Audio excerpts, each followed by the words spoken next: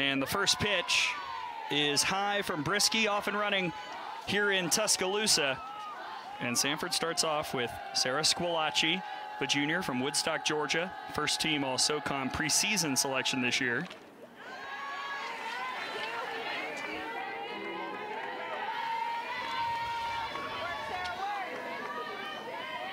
Squillaci has struggled of late, just a 125 average in the last 5 outings.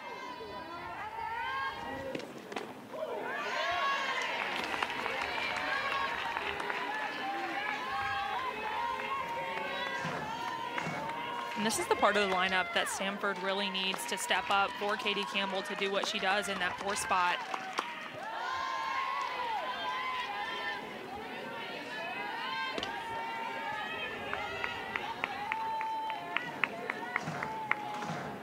It was a tight ball game between these two last year. Alabama won 3-2. Did not go. 2-2.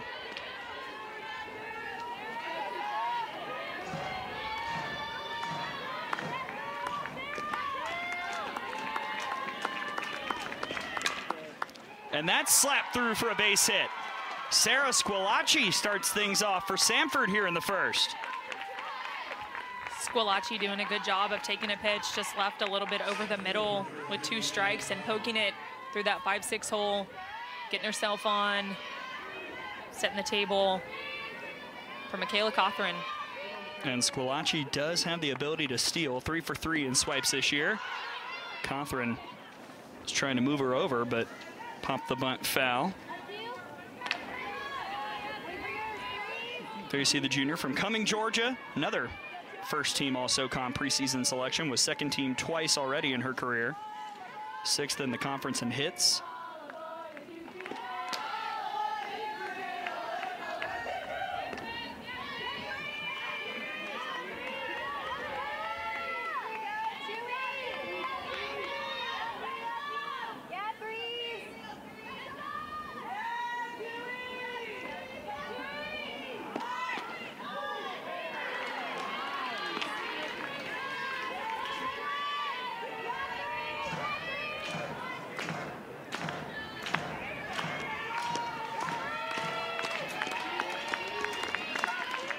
The 1-2 from Brisky.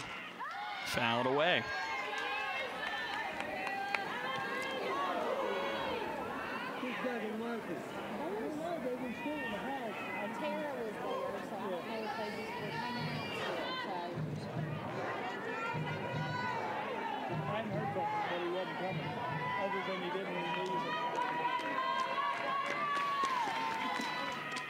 Change up.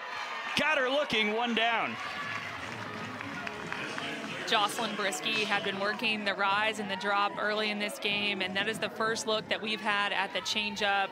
Great location on the inside corner, just freezes Cothran, and that's a big out because Squillaci stays at first. Well, now Squillaci will take second. After that one got away from Riley Valentine behind the plate, and suddenly it's an RBI chance for the freshman at the plate, Olivia Shaw.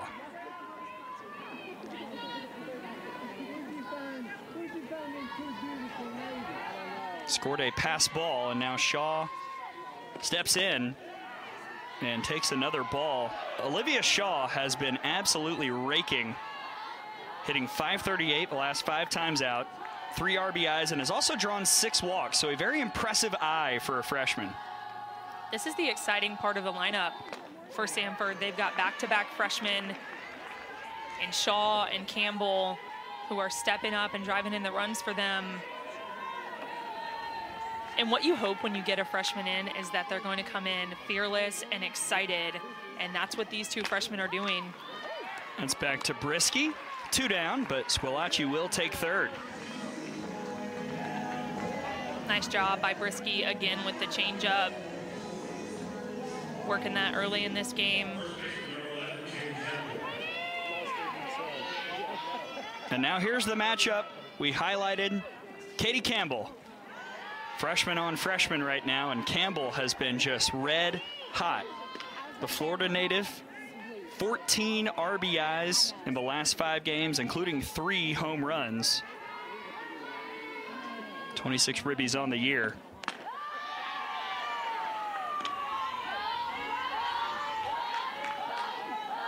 I think it's going to be interesting to see how Alabama attacks her.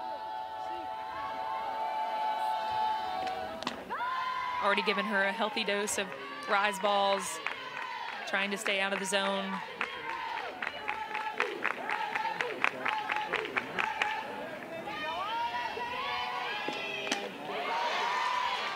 Two and two. And if you're Brisky and you're coming back from an injury, trying to get settled in and out of Katie Campbell, has got to have you feeling good on a Tuesday night. She'll look for it here. That one misses high, full count.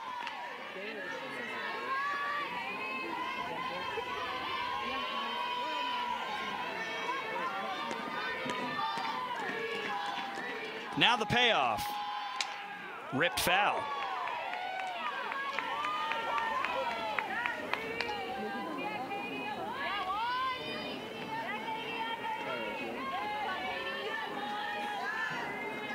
Well, the Bulldogs have made Brisky work. You see that graphic, 7th pitch of the at-bat, 21 pitches already in this inning. Swing and a miss. Brisky works out of it, and the Bulldogs as Jenna Johnson steps in against the pitcher for Samford, Jordan Partain. Partain, the junior from Macon, Georgia. 0-4 in her career against the SEC, has taken a couple losses to Alabama, but has seen an increased role with the injury to Mackenzie Newcomb.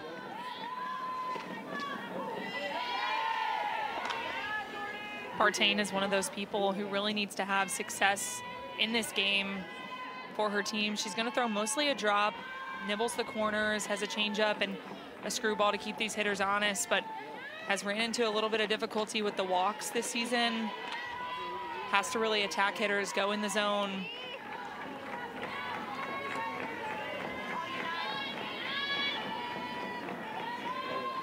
And if you're struggling with walks, not great to start off with Johnson, who has been a free pass magnet all year. She'll foul that one off. That's what made Jenna Johnson so good in that leadoff spot. You saw her hit a home run this past weekend against Georgia. She also takes her walks, gets the singles here and there, and she can lay down a bunt. So she has a lot of tools, and she's been really good for Alabama in that leadoff spot.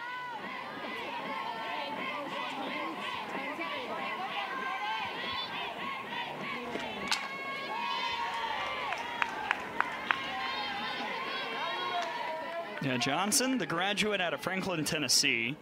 Week 3 SEC Co-Player of the Week, was second-team All-Conference last year. 0 for 3 in her career against Samford. Trying to start off the game well for the Crimson Tide offense.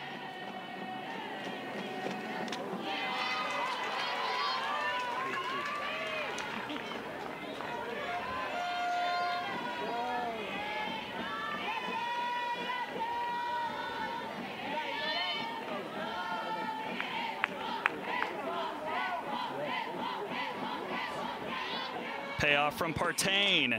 Johnson bloops that, and running in to make the catch is Cothran for out number 1. Awesome catch by Michaela Cothran in center field to keep Jenna Johnson off of first base. She was playing a little deep, gets a good read on it, comes in, going all out to keep Johnson off the bag. Full extension. Great catch. And a big first out as Callie Hevlin steps in. Hevlin, the junior from Three Rivers, Michigan, Three Rivers High School. Last 5 games hitting .250, but has had a couple home runs since moving up to the 2 spot, something Patrick Murphy did a bit last year as well. I think she's good in this 2 spot because whoever they have in the 9 hole for Alabama, whether it's Pruitt, sometimes it's Kristen White, can function as a leadoff down there at the bottom of the lineup. And then you've got Callie Hevlin, who can produce RBIs, but at the beginning of the game, she can also lay down sacrifice bunts, sneaky bunts to get on. So she's very versatile in that 2 hole. Yeah, that's what Patrick Murphy likes about Hevlin in the 2 spot, the versatility, the options. And now Hovland ahead in the count. 2-1 from Partain is hit foul.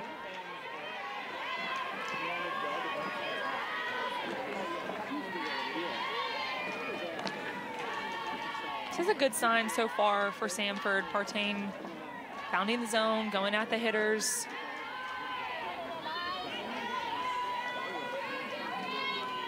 Partain enters tonight leading the SoCon in innings pitched. With that injury to Newcomb, has had to work a lot more, and now more continued work here in this first inning. Another full count.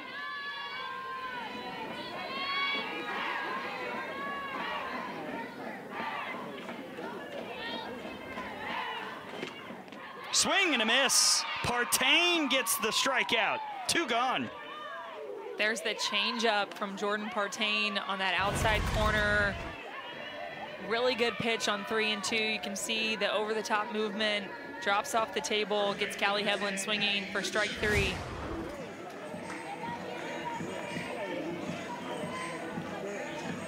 Well, in the top of the first, we saw Brisky versus Campbell. Now it's Partain versus Dukeshire.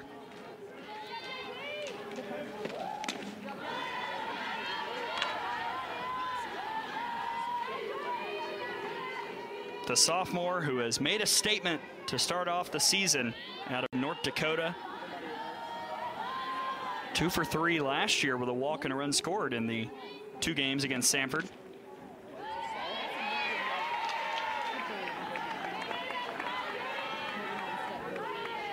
She started out hot their first weekend at Georgia Tech and just hasn't really cooled off.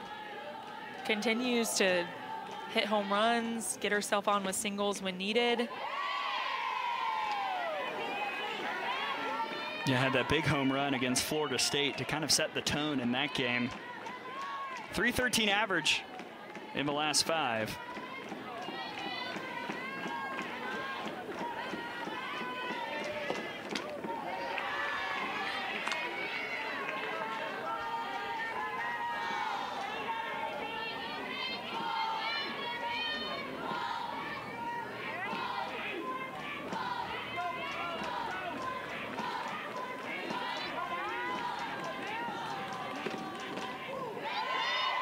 Called strike, full count yet again.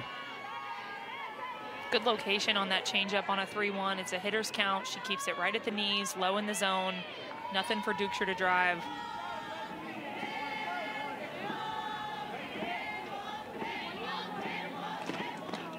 There's ball 4. Dukeshire draws the walk, and Alabama has a base runner with 2 outs here in the first.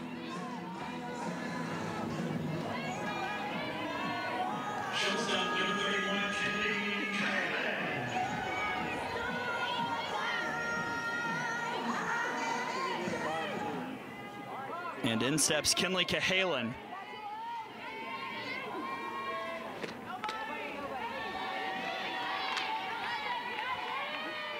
The sophomore from Trussville, Alabama. Reclassified last year. Really started to find her groove the last few games. .357 average in the last 5.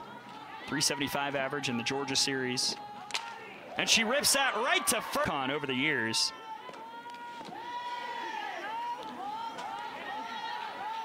They had a really good season last year under her in her second year, finishing 2nd in the league. A little bit of a tough start this year, but dealing with some injuries. And it's about this time in your 3rd or 4th season when you start to see a coach really get their footing because they're getting their recruits in, starting to implement their culture. There you see last year, really successful season, and trying to build off that this season. A lot of upperclassmen in the lineup. Yeah, and this is really it before conference play begins, as Chattanooga will come to town this weekend to start off SoCon play.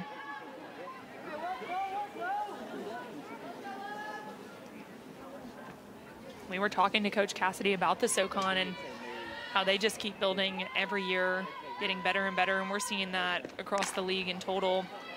There's Champion, but Cahalan swallows it up and makes a good throw for out number 1.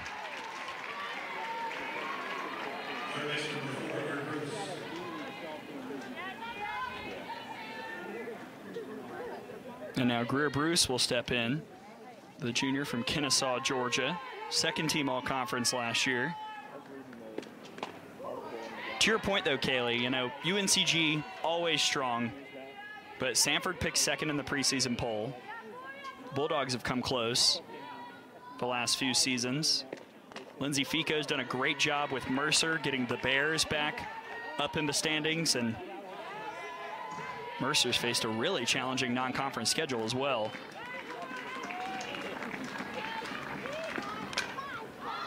Popped up. Hevlin's there, 2 away.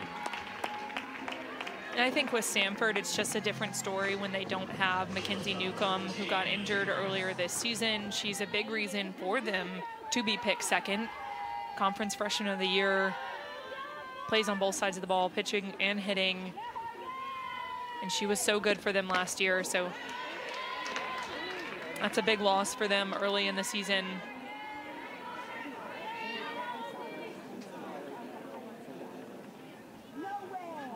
Time called as Coach Cassidy has a word or two for Lindsay Hargis, the transfer from Memphis.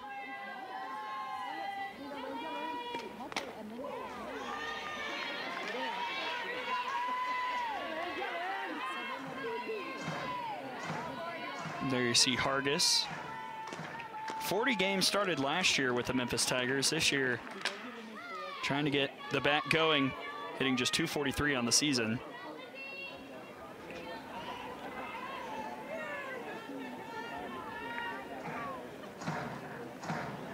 And now quickly out comes Patrick Murphy.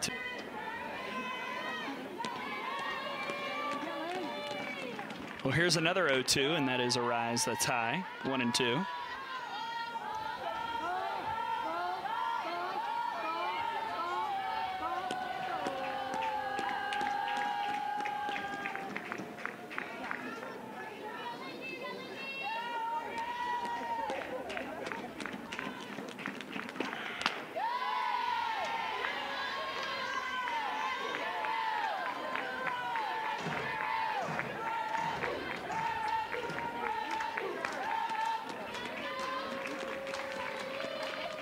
Now the 2-2, full count. And to kind of put a button on the SoCon conversation for now anyway, it's just a conference that feels in a lot of ways wide open. The tournament's always a blast.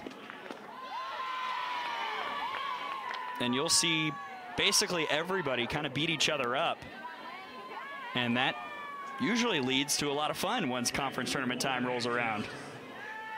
And during their conference play, it's a lot of close games, and anything can happen in the conference tournament. Coach Cassidy was talking about last year, them being up going into the last inning and 2 back-to-back solo home runs, and they ended up losing that game. It's just a competitive conference all around, and anybody's game on any given day. Well, the Bulldogs are looking for a 2-out rally here in the second after that walk by Hargis. Ansley Yantis, native of Georgia, 0 for 3 in her career against Alabama with a run scored. Did drive in 8 runs last week.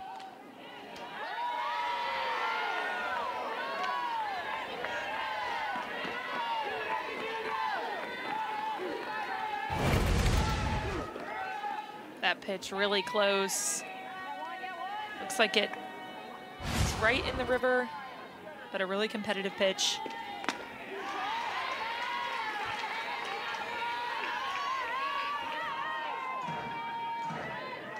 Well, once again, Samford really making Brisky work. Already 40 pitches here in the second. 2-2 to Yantis. Hit and run is fouled back.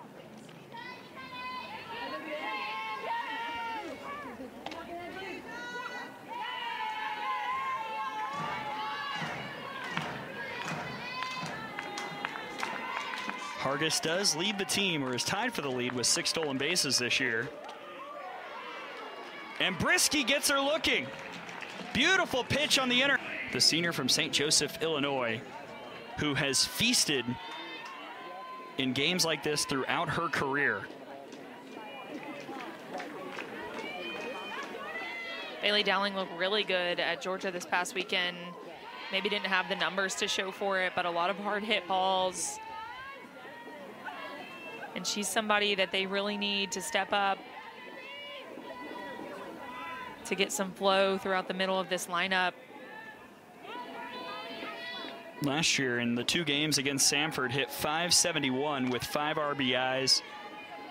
And this is a crazy stat. In her career, in midweeks against in-state foes, a .481 batting average with 11 RBIs.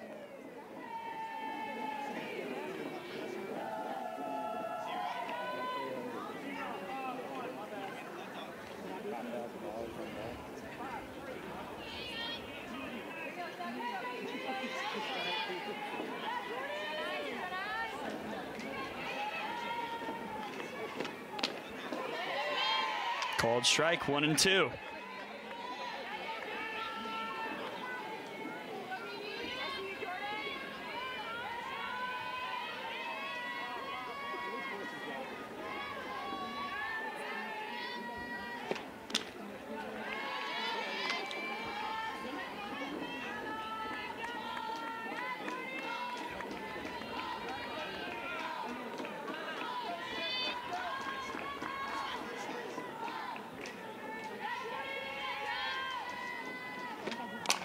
Dowling to short, and the throw is not in time from Hargis. Dowling beats it out, and Bama has a leadoff base runner here in the second. Perfectly placed on the infield by Bailey Dowling.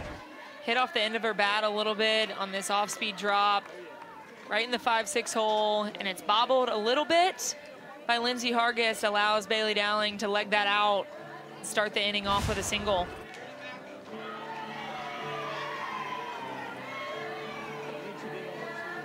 And Alabama calls upon a pinch runner. McKay Gidley will come in to run at first for Dowling.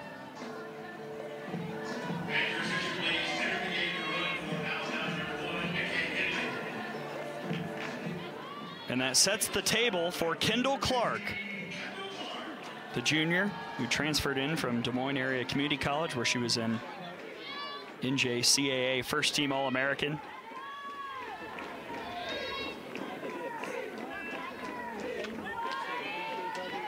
And we were talking to Patrick Murphy before the game about Clark, and he said he's really liked the at-bats that he's seen from her, and now it's just about getting more reps at this level. Yeah, it's an adjustment coming from junior college to the SEC as expected, and he knows there might be some growing pains, but he mentioned that she hit a home run off Kayla Beaver in the offseason in a scrimmage, and that's a 70-mile-per-hour pitch coming out of the hand of Beaver, so she's got the ability, and again, it's just getting those reps and doing it consistently. You see Clark, one of those key transfers for the Crimson Tide. That's lined but foul. Yeah, Clark had some crazy numbers, especially a couple years ago at the JUCO ranks. Kayla Beaver obviously has been a big story for the Crimson Tide, coming out of the portal and pitching very well this year. Ailey Johnson has been solid. Riley Valentine, the transfer from A&M, and Kinley Pate, the former Samford Bulldog, taking on her old team here tonight.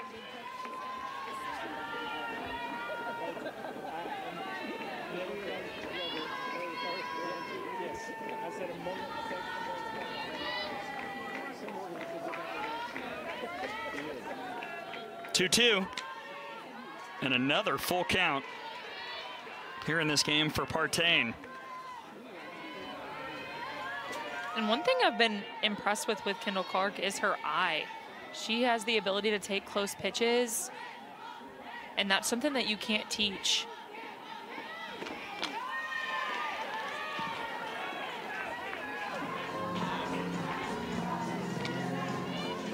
Well, she's working the at-bat here against Partain.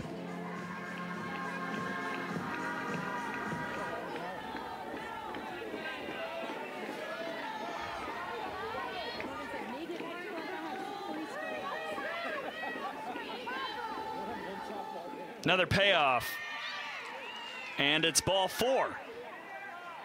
So 2 on, nobody out for the Crimson Tide here in the second. A close pitch there from Jordan Partain, but again, just that good eye from Kendall Clark. And now Alabama's got 2 on with no out for Lauren Essman. You see that ball to strike ratio for Partain. Entered tonight 4th in the SoCon in strikeouts, but 1st in walks. And now an opportunity for Essman, who's been really trying to get back into a groove at the plate after sustaining an injury early in the season. Transferred in from Michigan last year.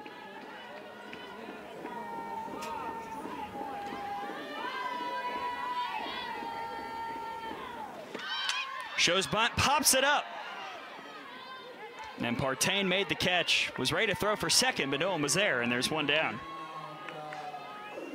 That's a costly mistake on the offensive side for Alabama. You want to get on top of that ball, get it on the ground. It's a sacrifice bunt situation. You're not trying to get on.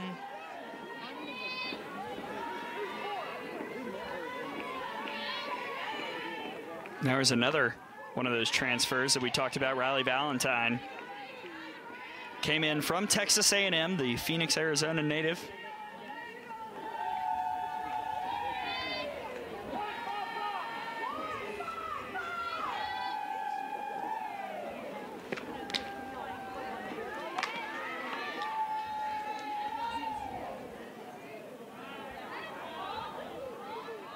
You see the number.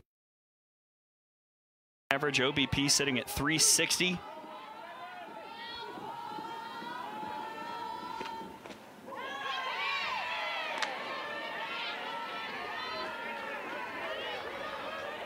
She's been kind of switching out with Marley Giles behind the plate. Both of them really good catchers, but Riley Valentine is kind of yet to come alive on the offensive side. That one gets away from Champion. No possibility for a throw, and suddenly 2 are in scoring position with 1 out.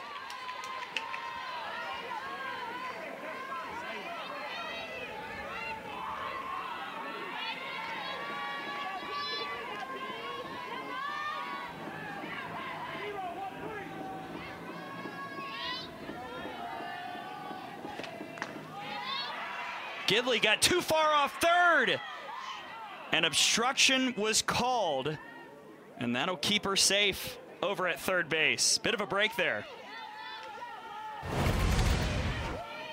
Gidley gets off third base almost halfway down the line. I'm thinking she potentially thought this was an execution because it looked like she was taking off for home, but was ready from our umpiring crew. Tanya Cash leading the way. After the review, still safe. And it's upheld. I think per those rules, you saw her blocking the corner of that bag before having the ball.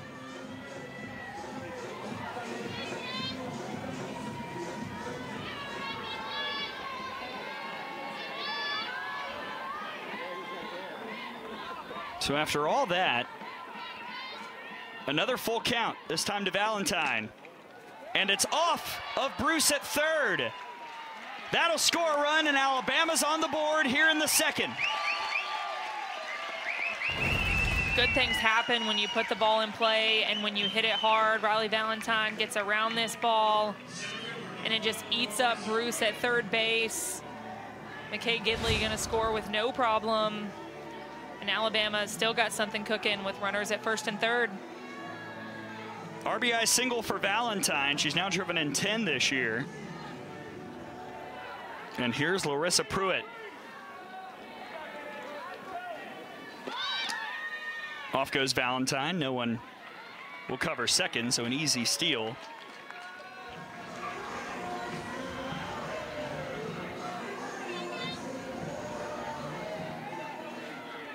And the table is set for Pruitt, the sophomore from Hartselle, Alabama, second team All-SEC last year. really trying to get her mojo back. It's been a tough start to the season for the sophomore, and with a lot of options in the outfield, Pruitt's really trying to make a statement here tonight with her opportunities. It can be difficult when you're not in the lineup every day to find your rhythm and get in your groove. But it's especially good to use games like this, especially when you're in the grind of SEC conference play.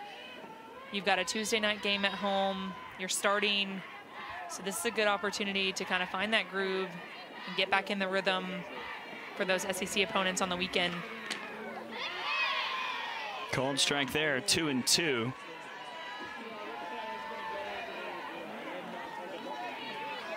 Partain has thrown a lot of pitches. We've seen a lot of pitches overall tonight. Trying to work through the situation here in the second.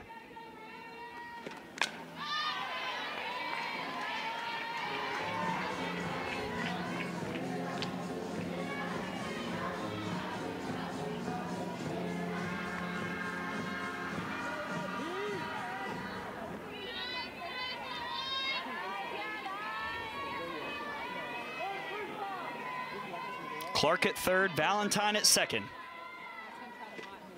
Pruitt waits on it, and a out recorded at first, but Clark will come in to score, and it's 2-0 Alabama.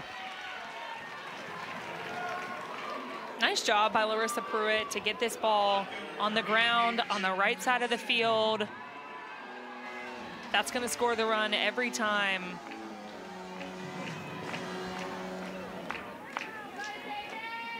It also moved Valentine to third for Jenna Johnson, who flew out to center to start off the ball game for the Tide offense. A great catch by Cothran.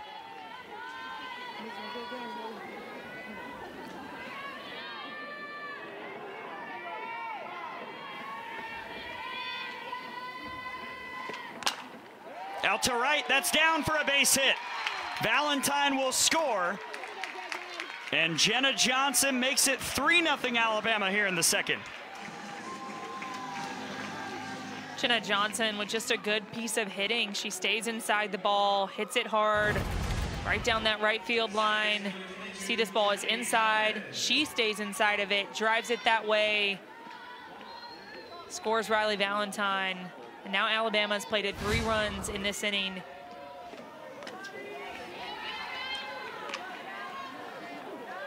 And looking for more with Hevlin, who struck out her first time up.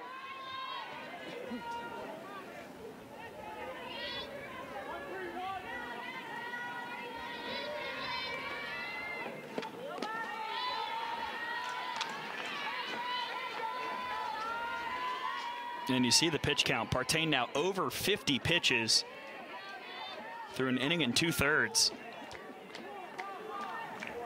That's what we were alluding to earlier, getting in trouble with throwing a lot of balls. And when you do that, that pitch count can get up pretty quickly. There you see that ratio of balls to strikes. You definitely want to see the strikes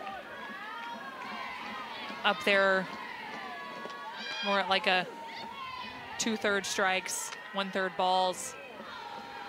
But we're looking at more of a 50-50 ratio for Partain at this point.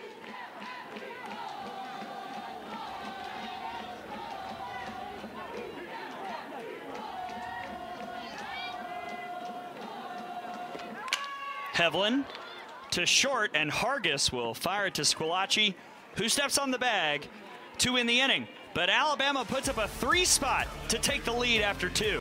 The Crimson Tide sitting in that 7 spot, sitting pretty right now. Long way to go until the committee gathers together to put together a bracket, but better to be inside the top 16 at this point than out, as you see the new left fielder, Kat Grill.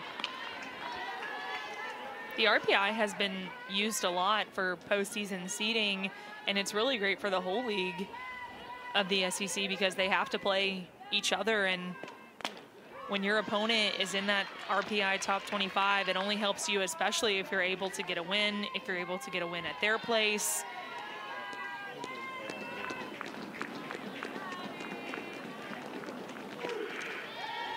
And that's why you saw Alabama move up despite losing the series to Georgia getting that road win against the top 5 RPI team, in a way, when you break down the math, almost negates the impact of the 2 losses.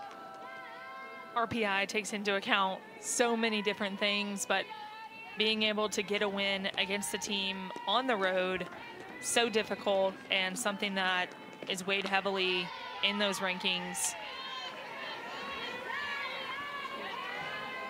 And you see that graphic, all 13 SEC teams in the top 35. Ole Miss has made a move. We'll talk about the Rebels and what they did this past weekend a little later, as Brisky paints the inner half to strike out the 9-hitter, Addison Smith.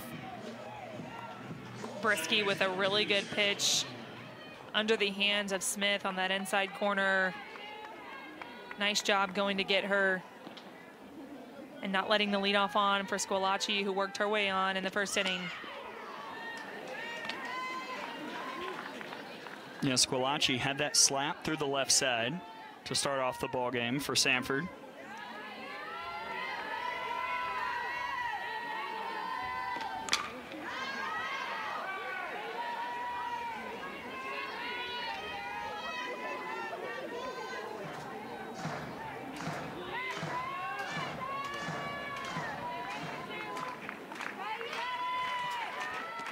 Oh, 2.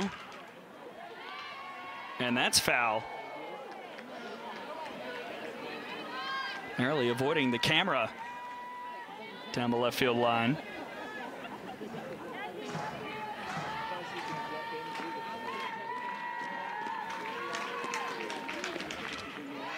And that's foul tipped into the glove. Another strikeout for Brisky. She's got 5. This was a really well-pitched at-bat from Jocelyn Brisky. Very heavy on the rise balls early in the at-bat, and this is a drop ball on the outside corner. Really good location. Gets the swing and miss for strike 3. Samford trying to answer back here in the 3rd.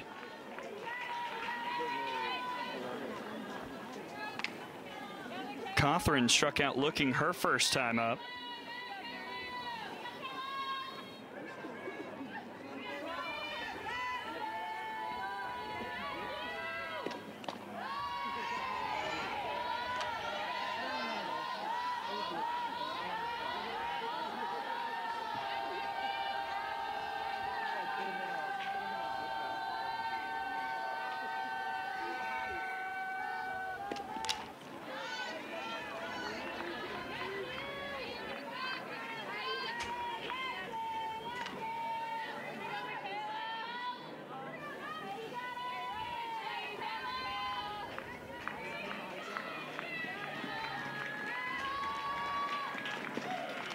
Oh, that was off the face mask of Tanya Cash behind the plate.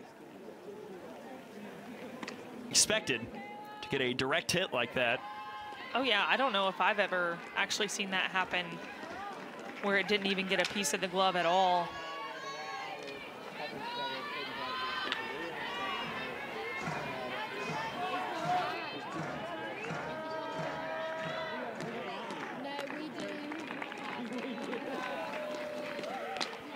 Got her. Brisky strikes out the side. And really a struggle to get to any inside pitches with power.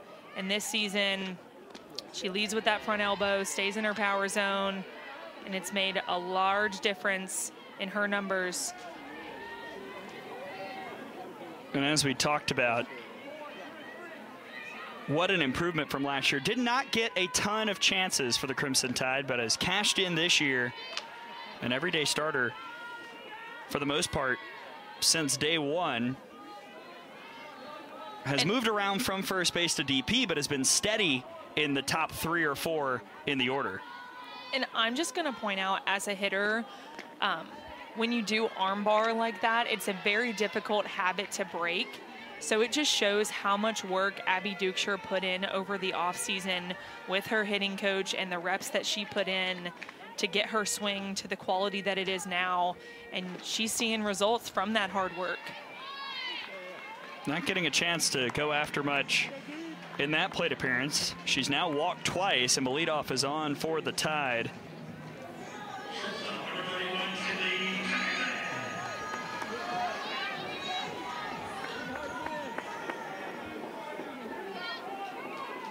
That brings up Kinley Cahalan, who lined out sharply her first time up.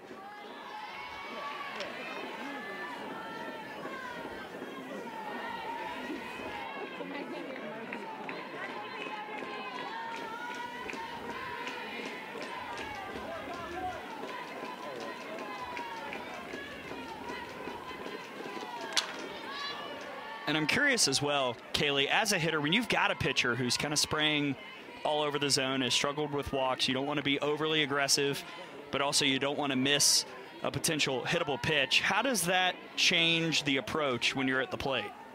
Well, you're always in an aggressive mindset as a hitter, but with a spinny pitcher like this, a little bit of a lower velocity, you're trying to track the ball as deep as possible and making your decision as late as possible.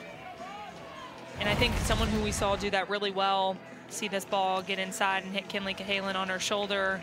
Another free pass for Alabama. But the at-bat that I really saw, that adjustment was with Jenna Johnson. She let the ball get really deep. You could tell she made her decision to swing really deep and stung the ball down the right. And Bond opens with Bailey Dowling. 2 on, nobody out, and Dowling lifts that out to center. Dukeshire will head for home, and Cahalan had to retreat back to second after the RBI single from Bailey Dowling to make it 4-0. Bailey Dowling welcoming Sarah Bond to the game with a first pitch RBI single. She was ready, making the adjustment, the first pitch, and right on it. Bailey Dowling's been great in this game so far, and no surprise, we talked about her numbers in midweeks and her numbers against Samford.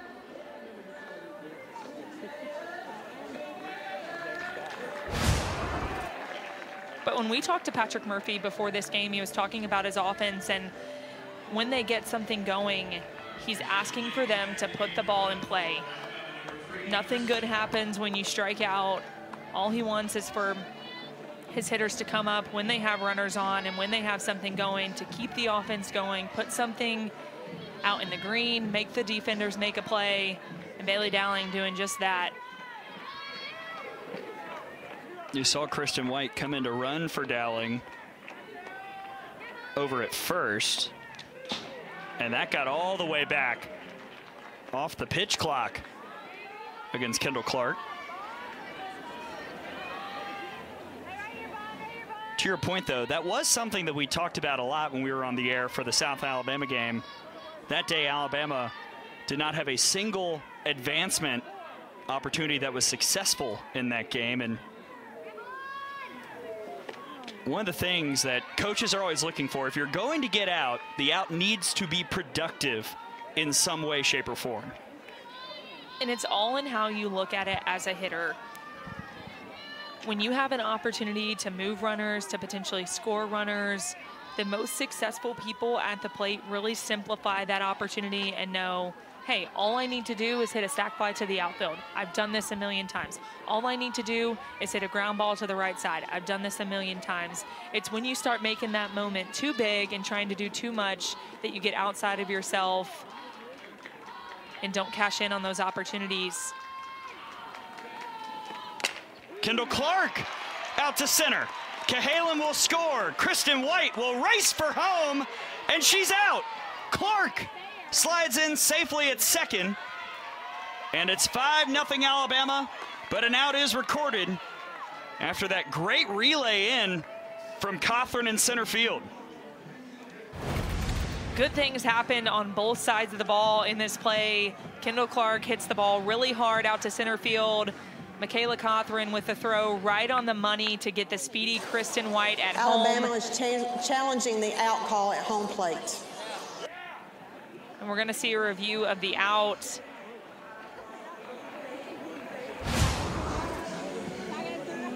Gray, and I think that's always the stress whenever there's a review, is what was the call on the field. After review, the call is out. And the call is upheld. Kristen White is out. So out number 1 here in the third.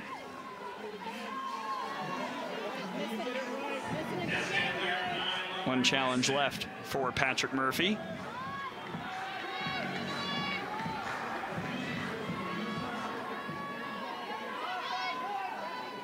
Here's Lauren Essman.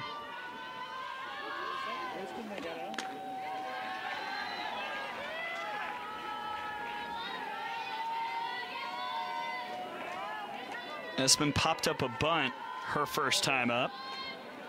RBI chance here, hitting .417 RISP this season. Back to the circle. Bond will throw to third, and Clark is safe.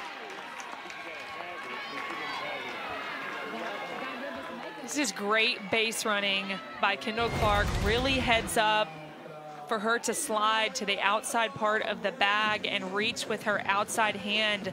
The ball beats her there, but it's because she dives in on the side and reaches with that right hand around the back of the bag that she is safe. Really good base running. Now runners on the corners for Valentine, who's already driven in a run here tonight.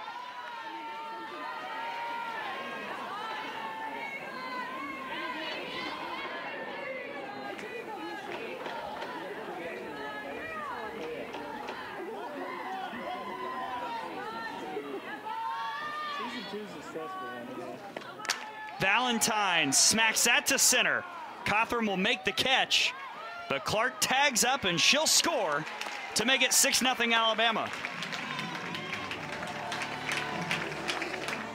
Alabama is just seeing the ball really well out of the hand of Sarah Bond. That ball was hit perfectly, right on time, ends up being a sac fly.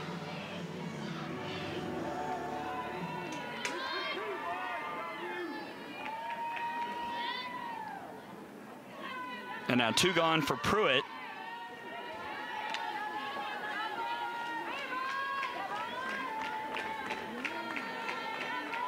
Pruitt is 0 for 1, but did have an RBI in the second on that ground out.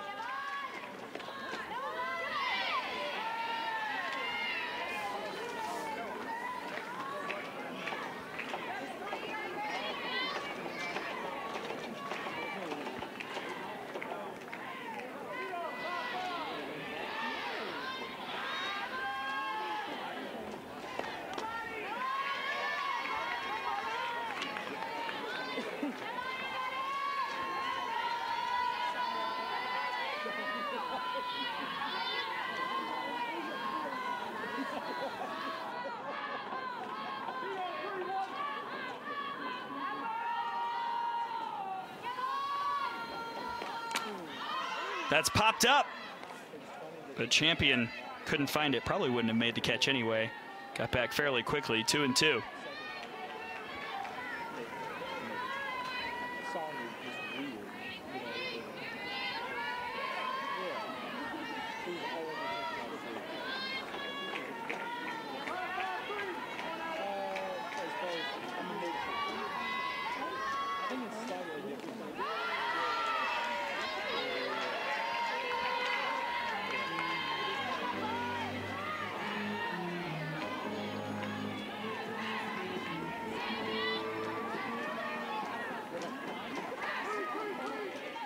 Essman waits at first. Payoff to Pruitt. And that'll head foul.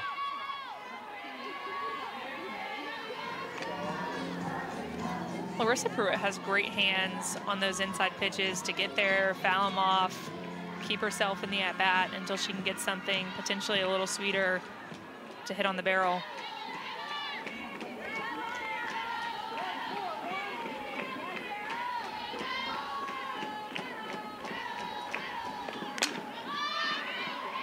And she'll foul off another one.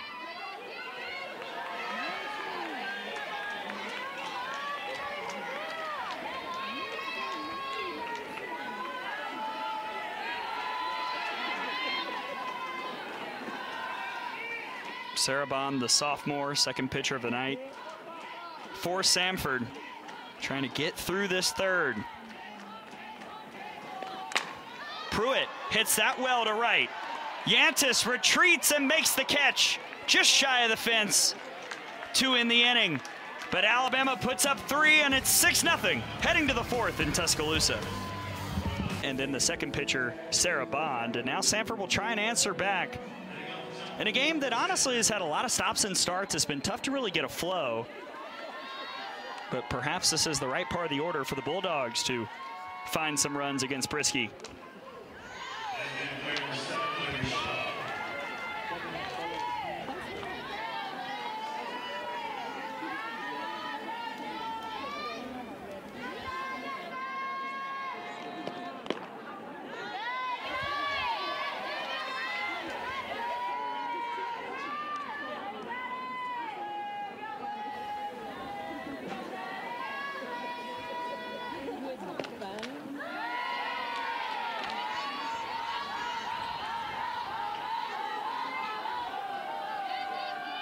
There you see Emma Broadfoot over at third, in for Bailey Dowling, who was taken out for a pinch runner for a second time in the last inning.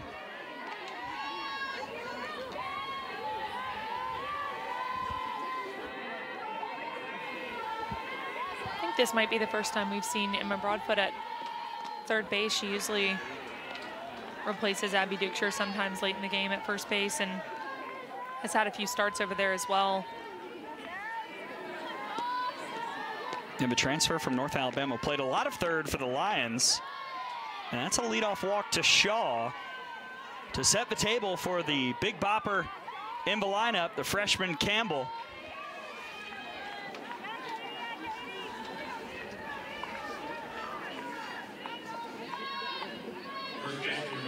Campbell struck out her first time up, but always a threat. Tied for third in homers, third alone in RBIs.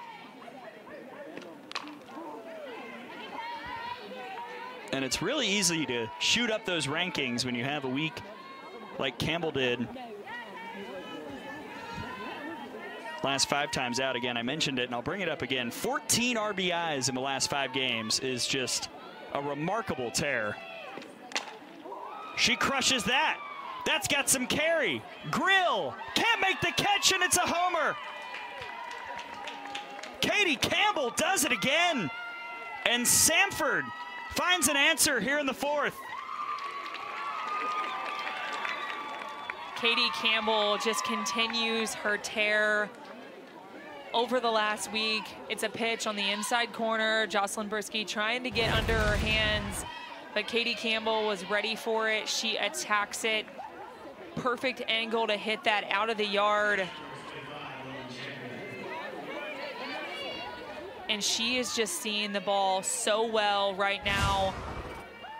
And the walk to Shaw is even bigger when you think about the difference in a solo home run versus a 2-run home run and trying to cut at that 6-run deficit.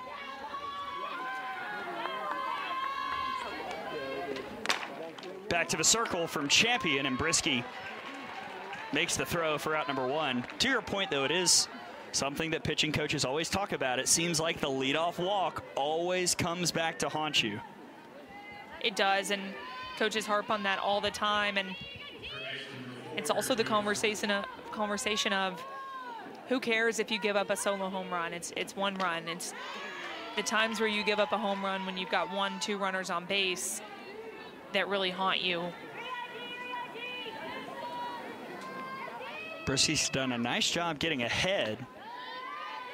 Does have 6 strikeouts tonight, now taking on Greer Bruce, who popped out back in the 2nd. Bruce sends that to center field, but running over is Pruitt, 2 down. Pruitt got a good jump on that ball. Had to travel a long way to get it out of the right center gap. But the home run to Campbell wasn't a bad pitch from Jocelyn Brisky. It was on the corner, it was inside. I think that's just the growing pains of being a freshman and understanding that you don't want to let the other team's best hitter beat you, especially when they're on a hot streak the way that Campbell is at this point. That's right. They said somebody was on the inside feeding information out. It was that close. Nice changeup for a strike to make it 0-2 on Hargis, who walked in the 2nd.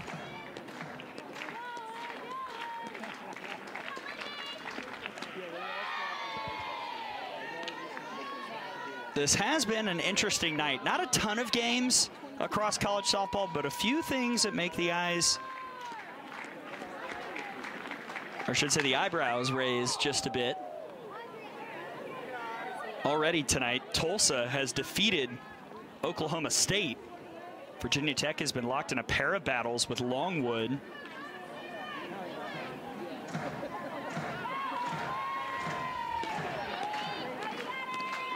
And Alabama will take on the Hokies this weekend. We'll be back for that, Kaylee. Should be a fun couple games between the Tide and the Hokies. A really good series for Alabama to schedule on their bye week off from conference play. Virginia Tech got a win over Georgia at Georgia. Alabama did as well. Both have been two good teams so far. And when you talk about that RPI, it's the bye weekend and the non-conference opponents that you want to schedule that help out that RPI.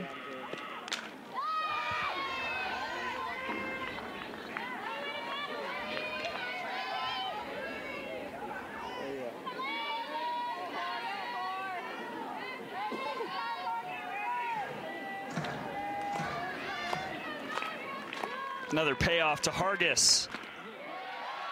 Missed high, 2-out walk.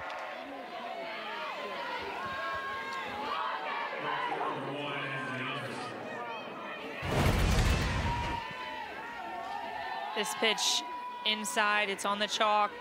Jocelyn Brisky wants it, but it's just a couple inches inside. Now Yantis, and you see the pitch count, the pitches by inning for Brisky. That was her 80th right there to Yantis, but just a lot of pitches thrown tonight by both teams.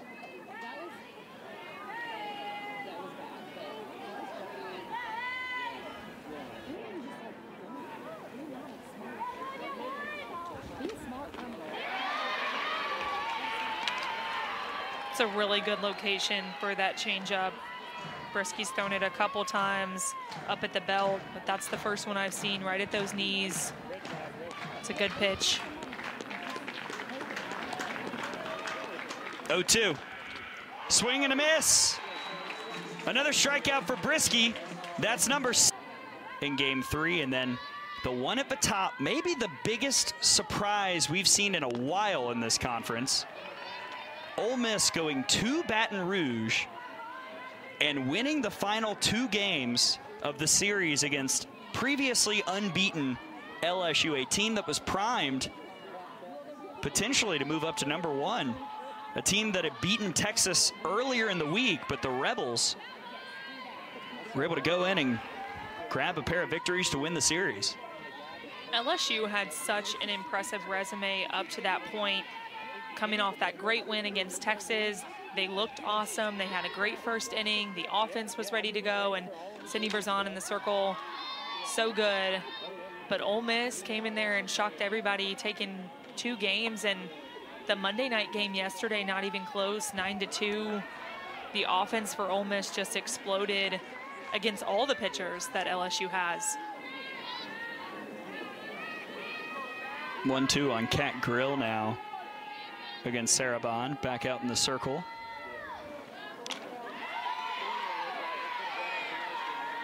And Tanya Cash will say that Kat Grill was out of the box, and with 2 strikes, that means she's out. And here comes Patrick Murphy to ask a question about it. No way.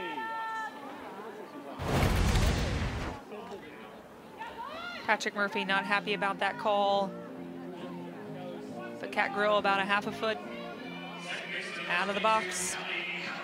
And on 2 strikes, that's an out. And in case you're wondering, that is not reviewable. So now with 1 out, here's Callie Hevland. Back to the point, though, about Ole Miss. That was the lowest rated team. You look at the metrics, they were lowest in the RPI, picked near the bottom of the SEC preseason poll, and went on the road and won a series at a top 5 team, and a team that was on Monday #1 in the RPI. And to me, Kaylee, that just makes this SEC race even more interesting because truly every day anybody can win. That is why we harp on how good this conference is, because it just goes to prove Ole Miss, bottom of the SEC, not having a super great season so far, but then they come into Baton Rouge and shock everybody. Anybody can beat anybody.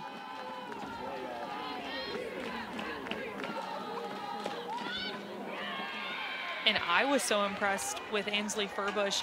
LSU just could not get on time with her, figure her out. Whatever Ole Miss had going, hopefully that's a kickstart for the rest of their season. Yeah, McKenna Clee-Thermos as well in the circle, and then the top of the order with Jayla Lassiter, Jaden Pone. Everything was working. Ole Miss will be coming to Tuscaloosa for a conference series in a few weeks.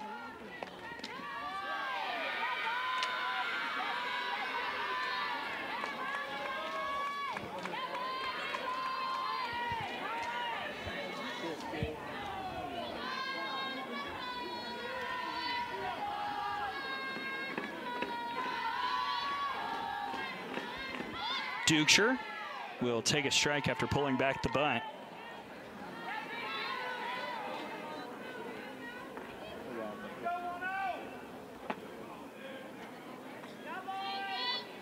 Couple walks and a run scored so far tonight.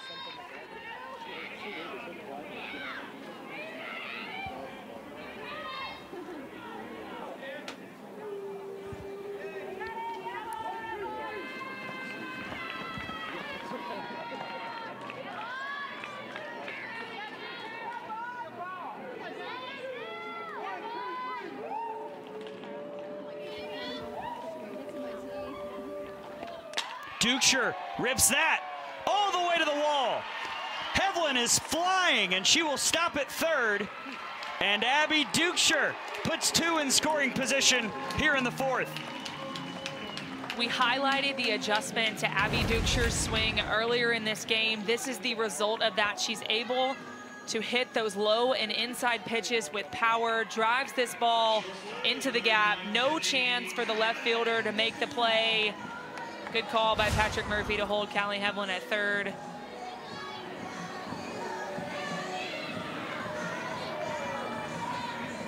And now Marley Giles will come on for Dukeshire. Probably see Giles stay in to play first in the next inning.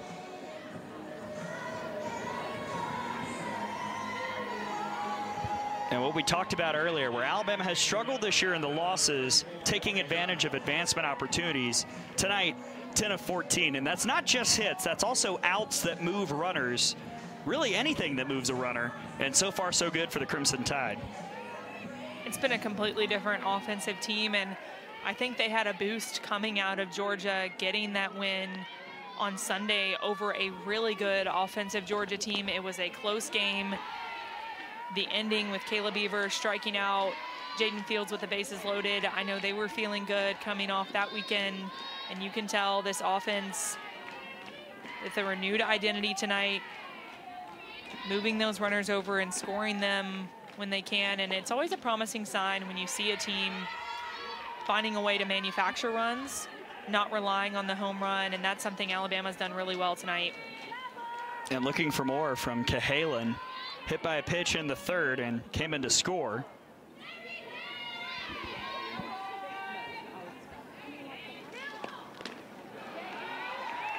And now Bond is behind 3-0.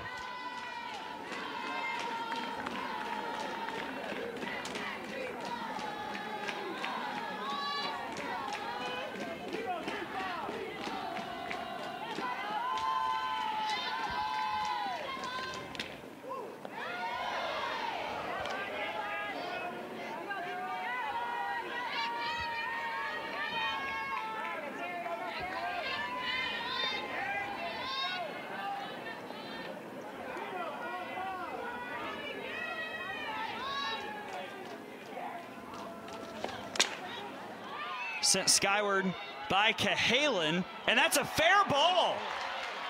A miscommunication And Hevlin scores. It's 7-2 Alabama.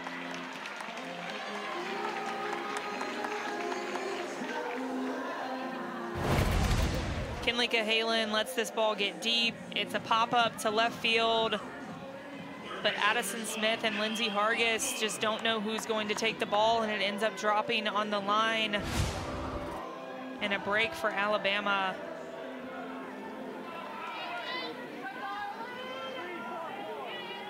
Well, it goes down as an RBI double. And now Alabama leads by 5 in the same situation as when Cahalan stepped into the box, except this time it's Emma Broadfoot making her first appearance at the plate here in this ball game.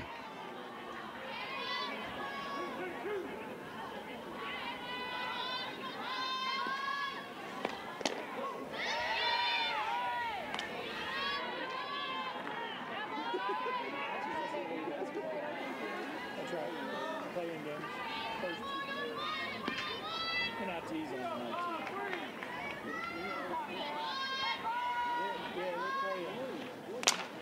She waits on it. Cothran will track. And Giles will come in to score. Cahalan had to leap to get out of the way of the throw. And it's 8-2 Alabama. Cothran knew she had no chance to get Giles at the plate. Emma Broadfoot hits it far enough out there, and Cothran has to move enough. She's going to try to throw it to third, but ultimately ends up hitting Kinley Cahalan at second. Unfortunate. I mean, everything has happened here tonight that possibly can.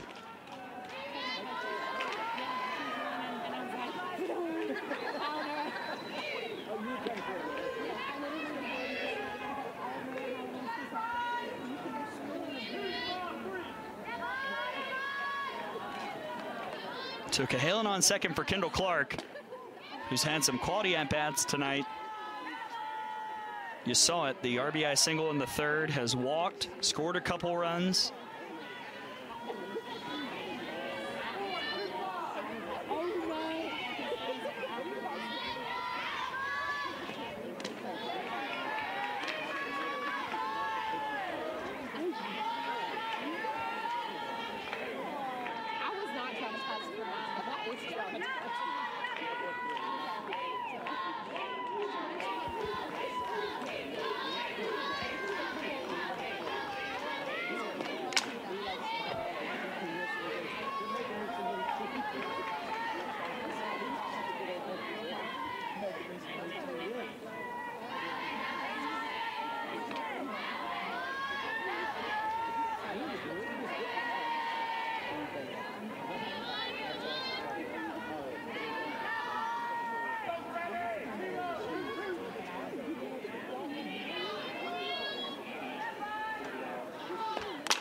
Clark hammers that to center. Cothran gives chase. It's all the way to the wall.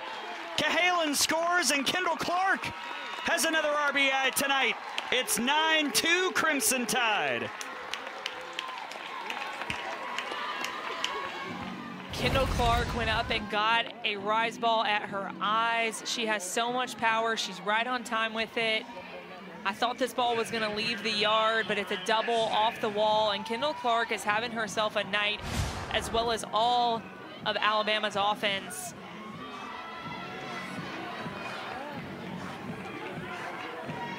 And Patrick Murphy will turn to a pinch hitter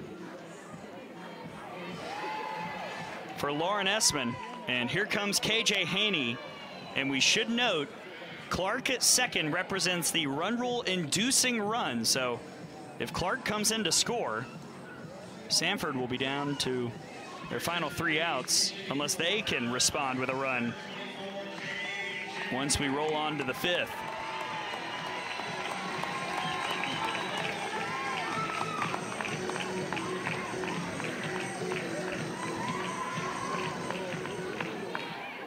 So it's a chance for Haney, the senior from Douglasville, Georgia.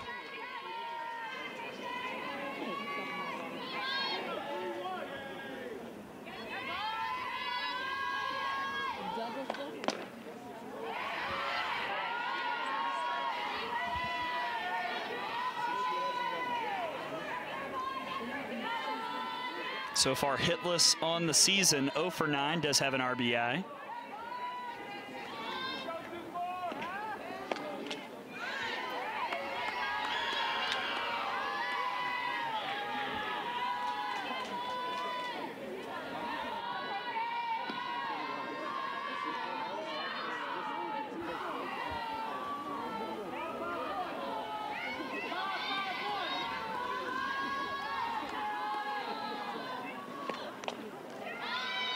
And that gets away. Clark will head for third.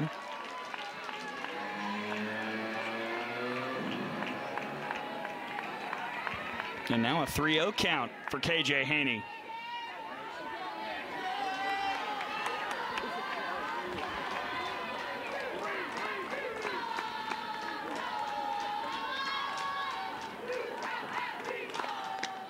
And she'll draw the walk. Didn't have to take the bat off the shoulder. Runners on the corners for Alabama now.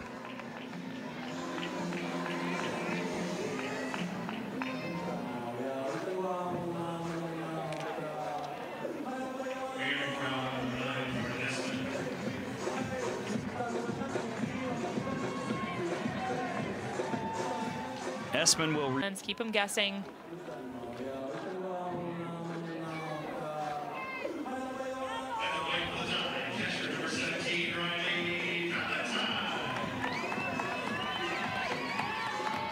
And Fuller will face Riley Valentine, who's had a solid night so far.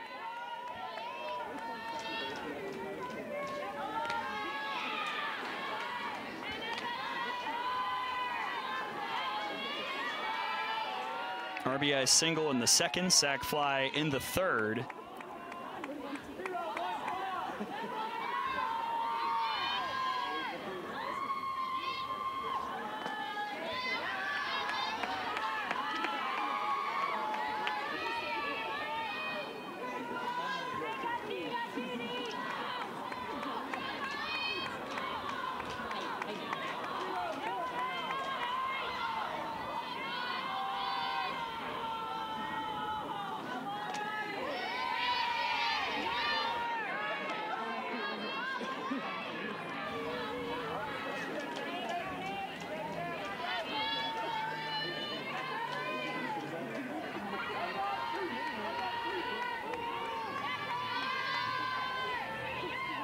Two-one. That's low, 3-1. And Fuller, another one who has probably seen a little bit more of a workload than Coach Cassidy might have anticipated. Without Mackenzie Newcomb for the last few weeks, Fuller, Bond, and Partain have all had to throw a little bit more without the reigning SoCon Pitcher of the Year available.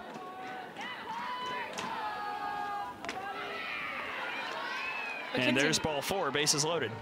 Yeah, Mackenzie Newcomb was their true ace and someone that they were going to count on for a lot of innings this year. And they are looking for the pitcher who's going to step up behind her.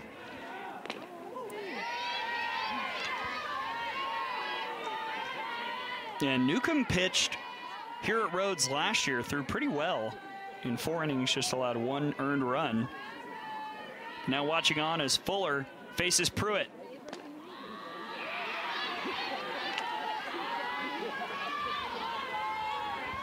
And this is something Alabama has wanted to improve upon.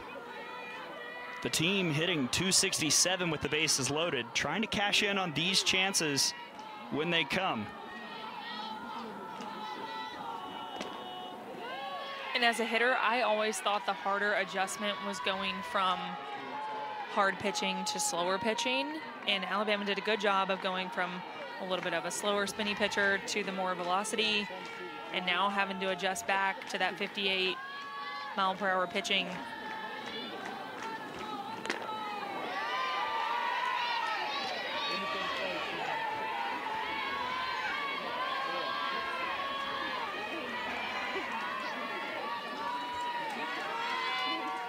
Larissa Pruitt is 0 for 2 with an RBI. Fuller trying to get out of a jam here in the 4th. Pruitt lifts that to right, and running in off the glove of Yantis. 2 runs will score. And Alabama leads 11-2. as Pruitt comes through with the bases loaded. Larissa Pruitt had a really good hit ball to deep right field last time she was up. This one, she's a little bit off balance, but the right fielder, Yantis, can't catch this ball on the dive, and it is a 2 RBI double for Larissa Pruitt.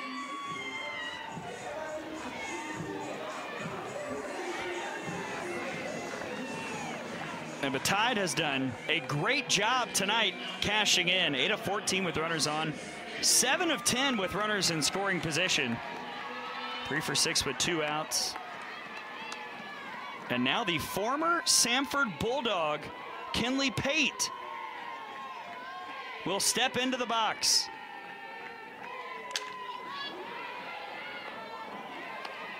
This is the first at-bat of the year for Pate, who has been primarily a pinch runner this season. Native of Northport, Alabama, just over the bridge.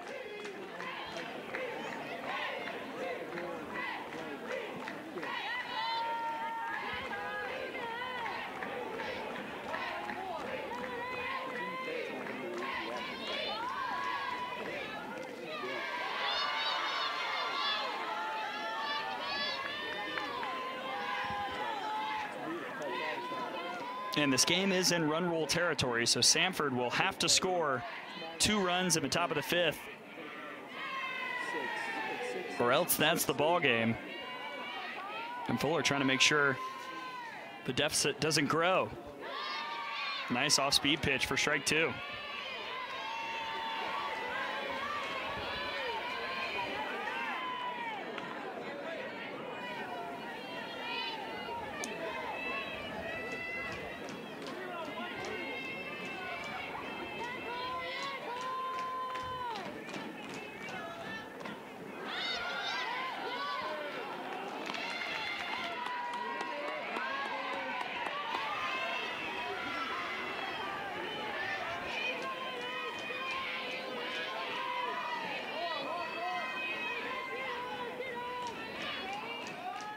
Two. Pate is struck out, and Fuller gets out of the inning. But it was a big inning for the Crimson. That makes her super effective. And Salter enters trying to keep this in run rule territory. Samford will need 2 runs in this frame to keep it going, as you see the redshirt junior from Fort Myers, Florida, who last year threw 8 innings against the Bulldogs and only gave up 4 hits and 1 earned run. She's had a really successful career so far for Alabama, especially stepping up with the injury to Montana Fouts last year. I remember her stellar performance against Tennessee, at Tennessee.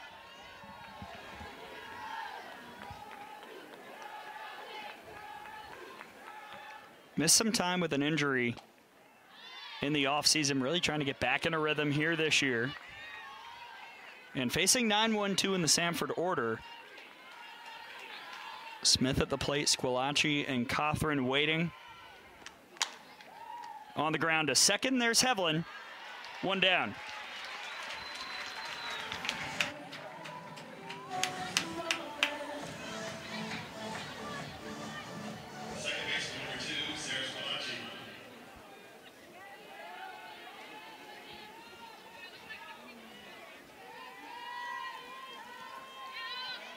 You just saw Abby Ducher. She came back in to play first.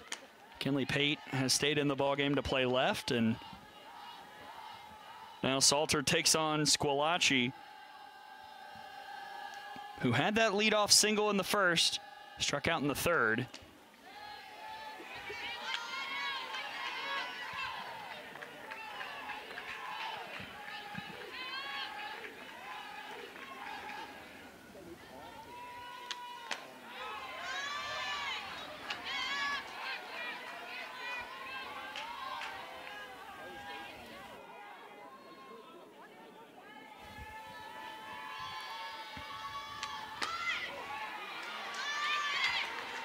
It's a really good spot from Alex Salter. Both of those back-to-back on that outside corner.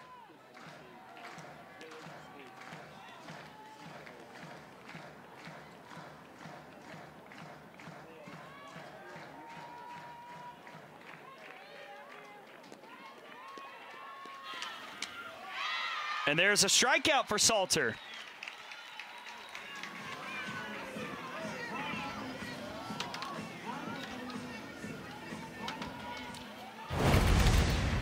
This is a really good inside drop ball. Squillace swings over the top of it. And a nicely pitched at bat from Alex Salter, working those 2 outside pitches and then coming back in with that drop ball.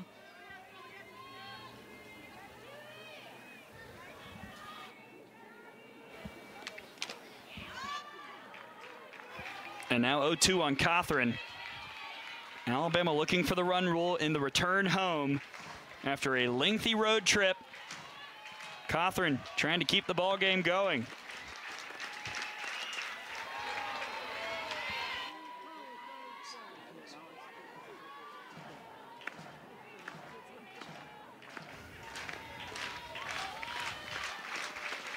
The 1-2. Grounded foul by Cawthron.